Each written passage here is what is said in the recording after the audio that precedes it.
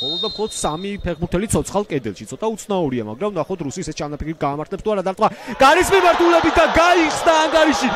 აშკარად ცოტა იყო აი ამ დისტანციიდან სამკაციანი ცოცხალი კედელი, რომელიც სიუკავემ აღმართა და თელავის სწრაფი გოლი საჯარიმო დარტყმით ანგარიში წინ გადის. აი კიდევ ერთხელ განმეორებით ეს მომენტი.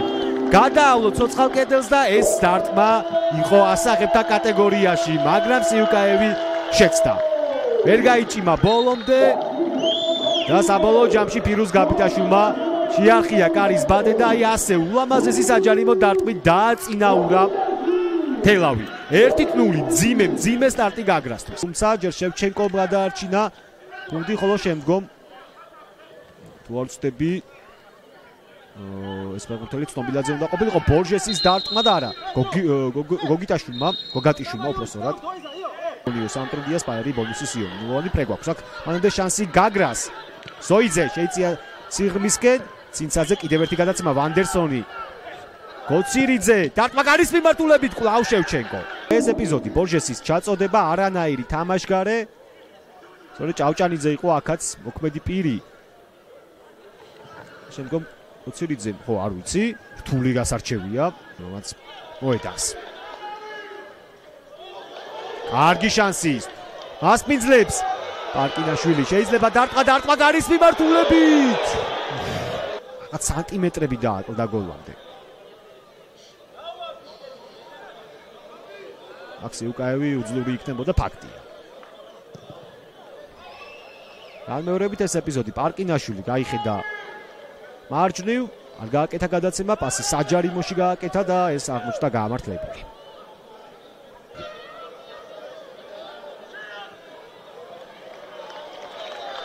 წითელი ბარათი კლაუდიას.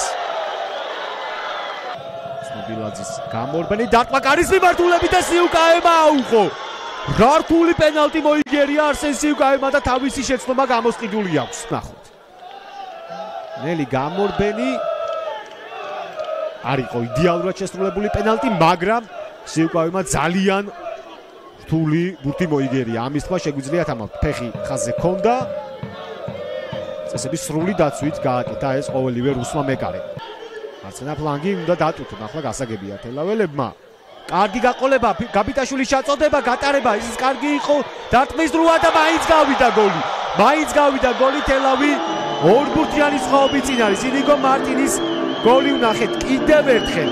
ესპანელი ეხმარება თელავს და ეს გახლავთ მისი ჩვენს ჩემპიონატში ეროვნულ ლიგაში მესამე გატანილი გოლი. კატასტროფა მოხდა აქ დაცვაში. თავიდან ბოლომდე მარჯვენა ფლანგიდან დაწყებული, რა ვიცი, ცენტრით დამთავრე გაგრძელებული და საყრდენი ზონით დამთავრებული ყველაფერი ჩაავარდა გაგრას მხარეს. დევდარიანის რაჭყვიანური გატარება იყო აქ და მარტინმაც შეასრულა.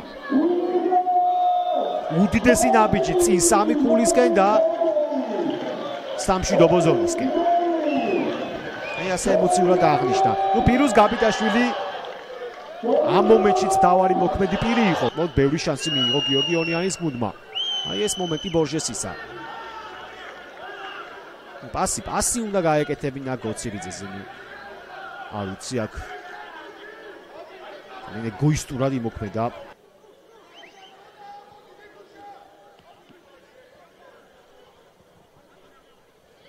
პარალელურად დინამო თბილისი ქუთაისის ტორპედოს მატჩი დაიწყო, ქართული კლასიკო.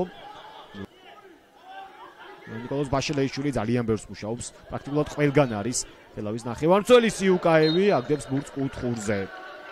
ასე მარჯვნივ. ბაშელეიშვილი, პარკინაშვილი შეიძლება ჩაწოდება და ანგარიში ხდება 3-0.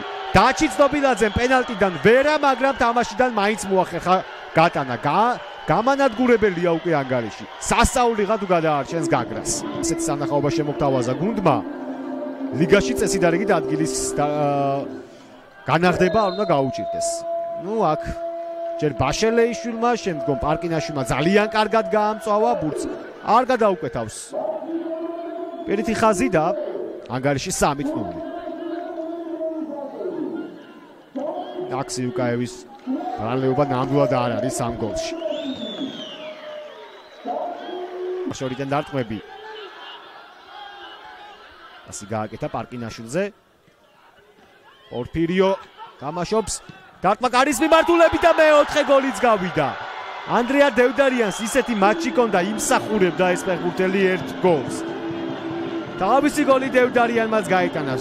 აქაც გაოსი იყო დაცვაში. აქ პარკინაშვილის ჩაწოდებულს პორფირიო კი შესწვდა, თუმცა შემდგომ ერთი შეხები დევდარიანმა ადგილზე გააქვავა არსენ სიუკაევი.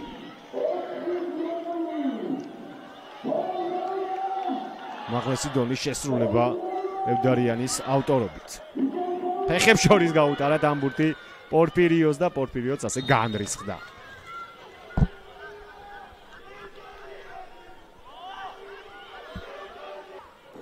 ეს ეპიზოდი კარგი იყო ამ ეპიზოდში. მარტივად ჩამოიშორა გზიდან კაპიტაშვილი და რომელმაც შესაძლოა თავი იჩინოს რამდენიმე ტურში. ეს კი ცეცხლაძის მომენტი, აქ სიუკაევი უნდა შევაქოთ და რა თქმა უნდა შევაქოთ აქ ჭავჭანიძეც. და მადლობას მოგახსენებთ რეპორტაჟის ყურებისათვის, გემშვიდობებით მომავალ შეხვედრამდე.